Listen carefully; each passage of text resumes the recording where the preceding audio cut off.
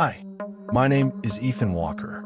I'm 28 years old, and I live in Spokane, Washington. I'm not a paranoid person. I don't jump at noises, and I've never believed that the woods are haunted or dangerous.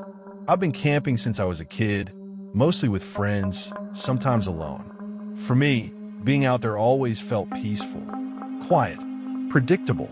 That's why what happened on this trip messed with my head so badly. This happened about a year ago during a short camping trip in eastern Washington. It wasn't some remote wilderness. It was a public campsite near a hiking trail. Families camp there. People bring their kids. It's the kind of place you don't expect anything bad to happen. I went with one close friend just for one night. We got there in the late afternoon, set up our tent, started a fire, and talked like normal. I remember feeling relaxed, comfortable, the kind of tired you get when you've been outside all day. As it got darker, the campground slowly went quiet. Other campsites turned their lights off one by one. Fires burned down. The forest started to feel bigger. I didn't think much of it at first. That's normal. What wasn't normal was how quiet it got. No crickets, no vox, no wind, just silence. I remember thinking it felt like the forest was listening. Around midnight, my friend suddenly stopped talking and looked toward the trees. He asked me, very quietly, if I heard footsteps. I listened, and after a few seconds I did. Slow footsteps, crunching leaves. At first, I assumed it was another camper walking by, but the footsteps didn't pass. They stopped. Then they started moving again around our tent. Slowly, like whoever was knew exactly where we were inside. My stomach dropped.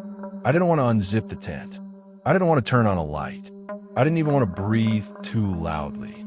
The steps got closer and then stopped right next to where my head was. I could hear breathing, calm breathing, not drunk, not rushed, just patient. We stayed frozen until morning. When we finally stepped outside, there were footprints. Bara footprints. Human, circling the tent. They didn't lead back into the woods. They just ended. I still don't know what happened that night, but I don't camp without a car nearby anymore. And I don't sleep in tents the way I used to. My name is Rachel Thompson. I'm 32 and I live in Northern California. This happened during a solo trekking trip. I'd done this trail before more than once and I trusted it. That's important. I wasn't lost. I wasn't confused. I knew where I was. I started early in the morning and felt good about the hike. The weather was clear, and everything felt familiar. By late afternoon, fog started rolling in.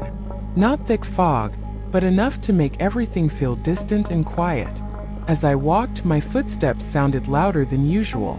I kept feeling like I was being watched, but I brushed it off. That happens when you're alone in the woods long enough. Then I reached a fork in the trail.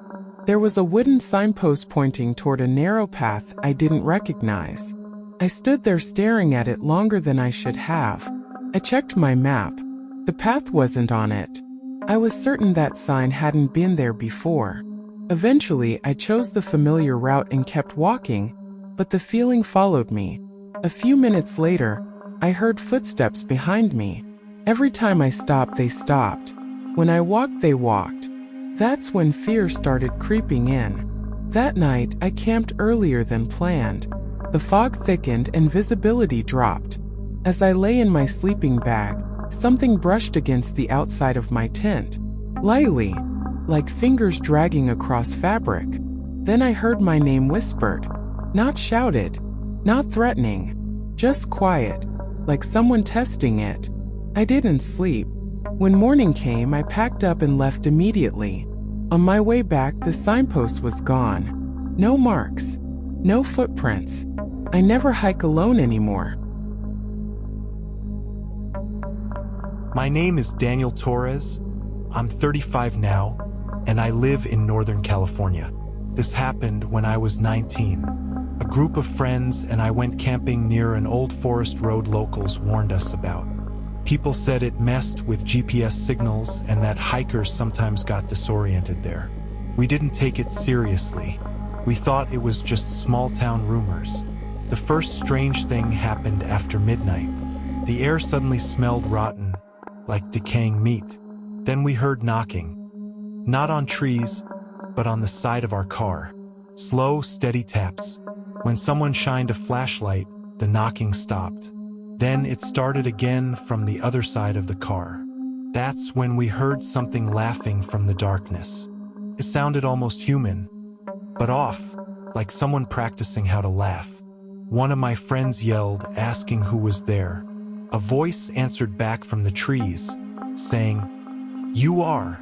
Immediately after, our fire went out all at once, like someone smothered it. We ran to the car, but it wouldn't start. Around us, we heard movement, whispers, footsteps, breathing, all too close. When the car finally started, I looked back as we drove away.